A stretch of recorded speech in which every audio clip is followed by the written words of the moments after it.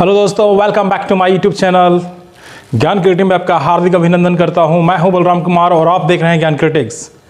ज्ञान क्रिएटिव्स में आज का जो टॉपिक मैं लेके आया हूं, अभी आपने देखा होगा कि 2 दिनों से छुट्टी चल रही थी और एक त्यौहार है जो भारत के प्रमुख सिखिज्म, जो सिख धर्म के रिलेटेड हैं, जिसको हम कहते हैं गुरु नानक जयंती मनाया जा रहा था।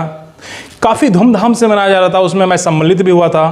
तो उसी के रिलेटेड में कुछ वीडियो हैं जो आपको मैं पेश करना चाहता हूं और कुछ उससे रिलेटेड धर्म है जो रिलीजियस है उनके बारे में मैं आपको बताना चाहूँगा। मेरे वीडियो में अंत तक बने रहिए ताकि आपको अच्छी जानकारी मिले, जो इंपॉर्टेंट फैक्ट्स है आपको जानकारी में दे पाऊँ। तो सबसे पहले मैं बता देना चाहता हूं कि अगर आप मेरे वीडियो में नए हैं तो प्लीज़ चैनल को सब्सक्राइब कर दें और बेल आइकन को प्रेस कर दें ताकि आने वाले इंपॉर्टेंट वीडियोस आपके तक सबसे पहले पहुंचे। तो विदाउट एनी डिले हम अपनी टॉपिक की ओर चलते हैं और आज का टॉपिक जो मैंने लिया है इस्लामिक रिलीजन से है, जो मैं आपको उसका पर्दाफाश करने वाला हूं। तो चलिए हम अपने टॉपिक उस चलते हैं, इस्लामिक रिलीजन। सबसे पहले मैं बता देना चाहता हूं कि एक इम्पॉर्टेंट बात है कि हम हिंदू धर्म के कई भी मंदिर चले जाइए, भारत के जितने भी मंदिर हैं, चाहे प्रमुख मंदिर हैं जैसे अक्षरधाम मंदिर हो, चाहे केदारनाथ हो, चाहे मानसा देवी टेम्पल हो, चाहे कामाख्या मंदिर हो, वहाँ पे कोई भी रिलीजन वहाँ पे जा करके पूजा पाठ कर सकते हैं। ये तो सभी लोग आप जानते हैं। परंतु मैं एक चीज़ बता देना चाहता हूँ, वहीं पे आप चाहे गुरुद्वारे में जाइए, गुरुद्वारे में हर कोई जा सकता है, चाहे वो मुस्लिम हो, सिख हो, हिंदू हो, चाहे क्रिश्चियन हो, हर कोई मंदिर में जा सकता है। परंतु कभी सोचा है कि मुसलमान के या मुस्लिम में जो आपका है काबा, जिसको आप कह सकते हैं सऊदी अरब में जो है, जहाँ पे लोग हज करने के लिए जाते हैं, वहाँ पे हिंदुओं को बैन कर दिया गया है। हिंदू नहीं जा सकते वहाँ पे। जानते क्यों नहीं जा सकते?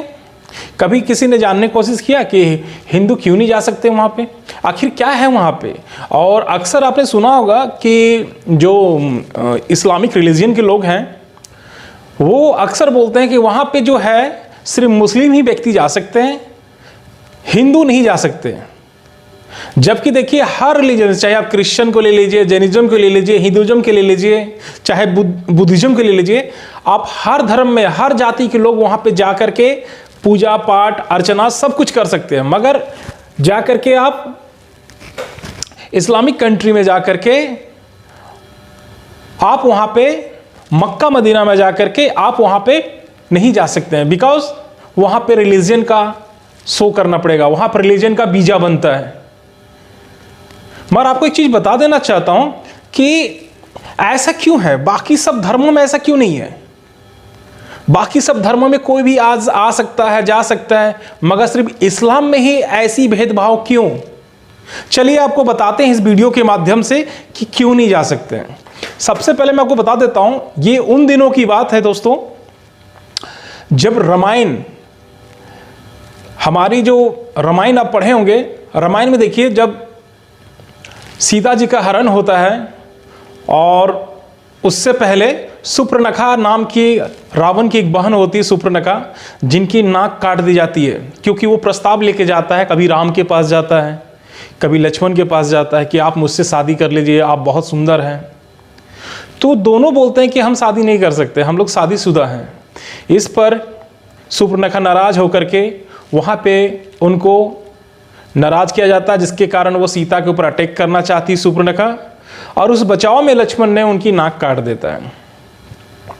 आप देखिए सुपर्णखा अपना बदला लेने के लिए अपने भाई को विवश कर देती है कि जाइए, उसकी पत्नी बहुत खूबसूरत है, और सीता हरण हो जाती है।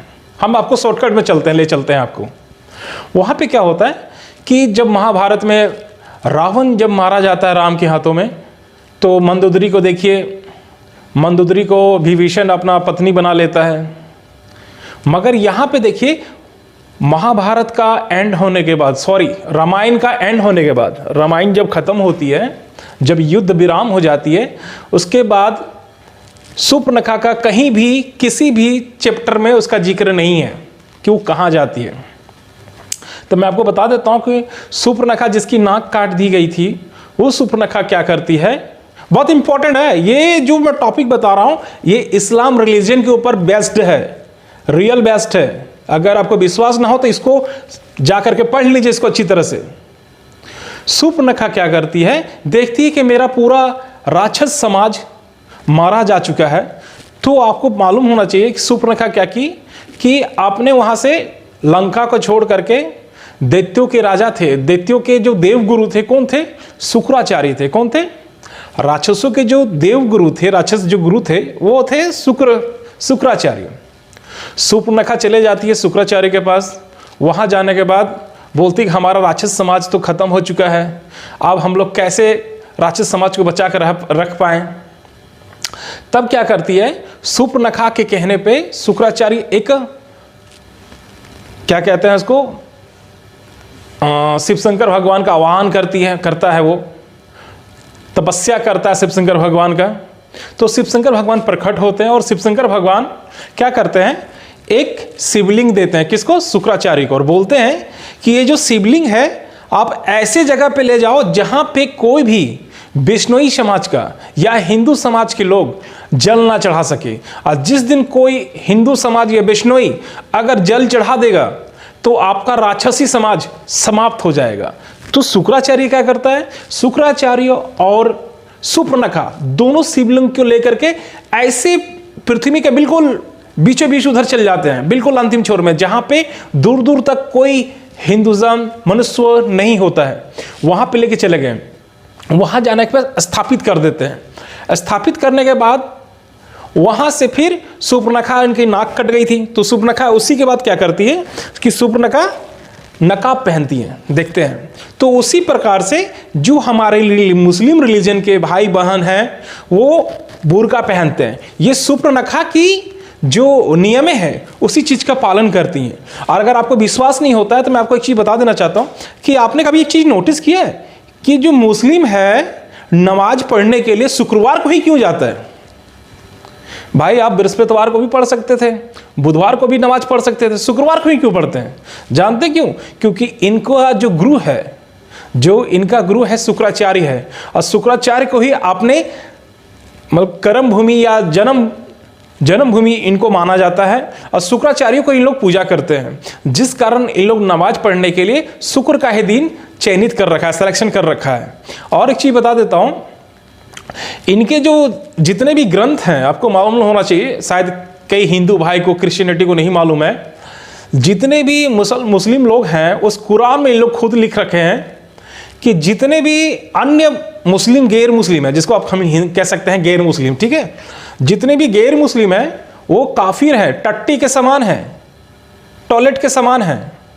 कई अब वीडियो वायरल हुआ है, कहीं जगह मैंने सुना है इसको, तो उसी चीज़ को मैं लेके आया हूं दोस्तों कि देखिए इनकी कितनी गलत भावना है कि अन्य धर्म के जो लोग हैं गैर मुस्लिम, इनके काफिर हैं, उनको जहां भी देखो उनको मार दो, और ये बिल्कुल लेटरिंग के समान है, ऐसी इनकी भावना है। तो आप सोच सकते हैं कि इस्लाम धर्म में कितनी अन्याय है। और एक चीज बता रहा था, मुस्लिम धर्म में औरतों के ऊपर बहुत अत्याचार होती है, उसका वीडियो मैं नेक्स्ट वीडियो में लेके आऊंगा कि मुस्लिम धर्म में औरतों को क्या क्या नियमें बना रखे हैं, वो पूरा विस्तार पूर्वक मैं टॉपिक वाइज लेके आऊंगा। तो मैं यहीं पे अपना वीडियो अंत करना चाहूंगा। जय हिंद, जय भारत।